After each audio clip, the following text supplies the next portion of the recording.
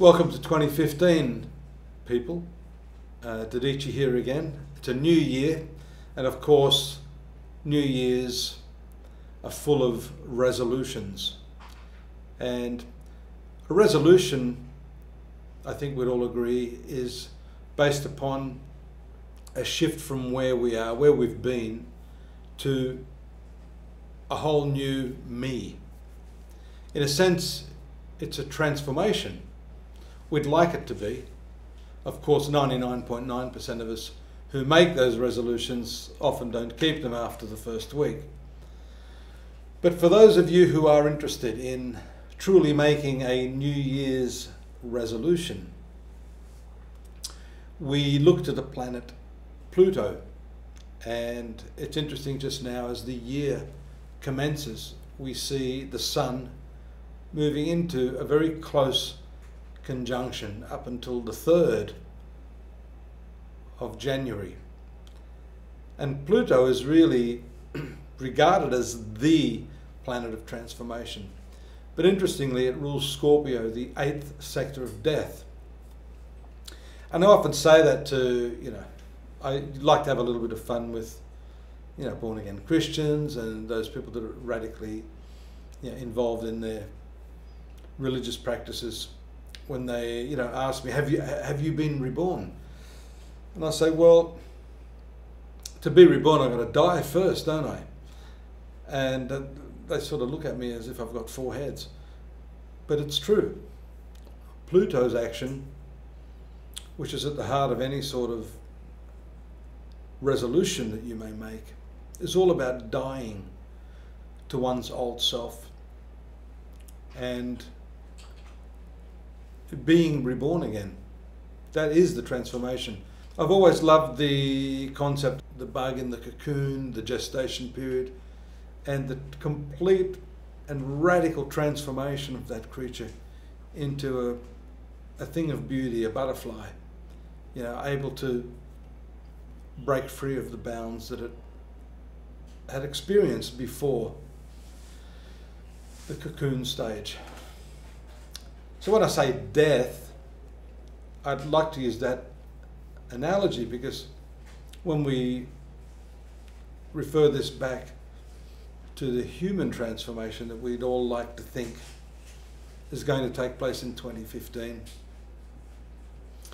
we see the caterpillar wrapping itself up, protecting itself, insulating itself from those experiences around it which, pardon me, might otherwise hinder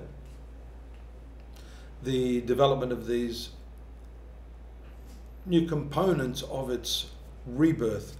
I think that's important for the human development as well, for the transformation that we're talking about. Often we get embroiled in the circumstances and the habits that have supposedly become enmeshed in who we are. For those of you that are struggling with addictive patterns, alcohol, drugs, sex, any of those sort of things, the associative process is a very important one. And breaking free of those associative processes would, to me, be likened to the cocooning of oneself. You do have to protect yourself from those people that you've associated those habits with in the past. That can be a very, very difficult part of the new process of making that radical transformation, of following through with what we'd call a New Year's resolution. That is really what I would consider the difficult thing of following through with your resolution. Now there's another level to this whole thing. People don't often talk about it. The whole self-help spiritual supermarket has become very, very popular in the West. B.K.S. Iyengar, the famous Indian yoga master, brought yoga to the West many, many years ago. Yogananda, Self-Realization Fellowship, and then there were other luminaries such as Swami Vivekananda from the Ramakrishna order. of India who addressed the Council of Religions in the early 20th century, they all had an impact in terms of opening the way for these spiritual practices, these yoga practices, self-transformation practices to become part of our culture. They're very much part of our culture now. But I still think a lot of that has been grossly misunderstood. And what I was about to say is that this whole attitude to self-transformation and self-help, and in this instance the New Year's resolution, has a transcendental component to it. By that I mean, if we get really philosophical and look at the truth of who we are, the fact is, and you'll agree if you've been pursuing a spiritual discipline, that in essence we are, and have always eternally been, simply spiritual essence. If that's the case, then the psychosomatic being, this thing we call me, the self, in inverted commas, the changing component of what we identify ourselves to be, that thing which is constantly changing, that thing which we are trying to constantly change, to mould, to improve, is not in fact who we really are. This can be a little bit confusing. I usually use the example of my cup. I refer to it as mine because it's an observable thing in time and space, and it's clearly perceptible as something different to me. The human body, the mind, the emotions, the memories, all of these things are no different.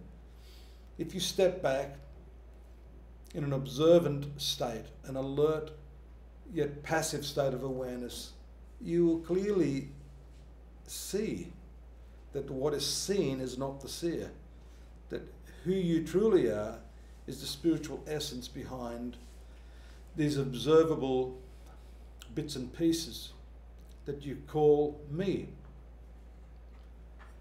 So it sounds like I'm diverging here, but I'm not. I want to make the point that in your New Year's resolution, unless you have a clear concept of the fact that what it is that is being transformed, what it is that is changing, what it is that is being improved, is simply an extension. It is not the true self or what you really are. Just as the sun is not the clouds, just as the sky is not the clouds. The sky is a perfect example. It is that space in which the clouds appear. This self that on the 1st of January you want to start improving, that self that you want to release from all of its past bad habits and behaviors, to clean up its act and give it a more acceptable sort of status, I guess. It's not who you are, it just isn't who you are. And therefore, I guess you're going to ask me, well, how do I make a resolution? What's the point of doing anything? Well, I'd like to think that your New Year's resolution would be along the lines of simply being aware of the predispositions of yourself, not interfering with that, just allowing nature to develop and take its course, remaining alert to those habits, those behaviors, those interactions that have caused you problems, that have held you back, that have made you feel uncomfortable. That discomfort is also observable. Simply observe it, just watch it. And let me assure you, even though the simple act of observing doesn't seem like much, it is an amazing transformer. It is an amazing catalyst for change, yet no change.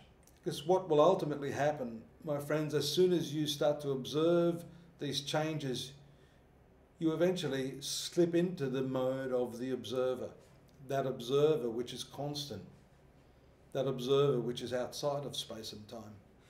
And this is the eternal component of your nature that all of the great religions have alluded to. The self, the spiritual essence that you are, that awareness, that presence of awareness. So give some thought to that when you make your New Year's resolution. Don't be too hard on yourself. Understand that who you are as a being is a bundle of genetic tendencies that's going to be whatever it is.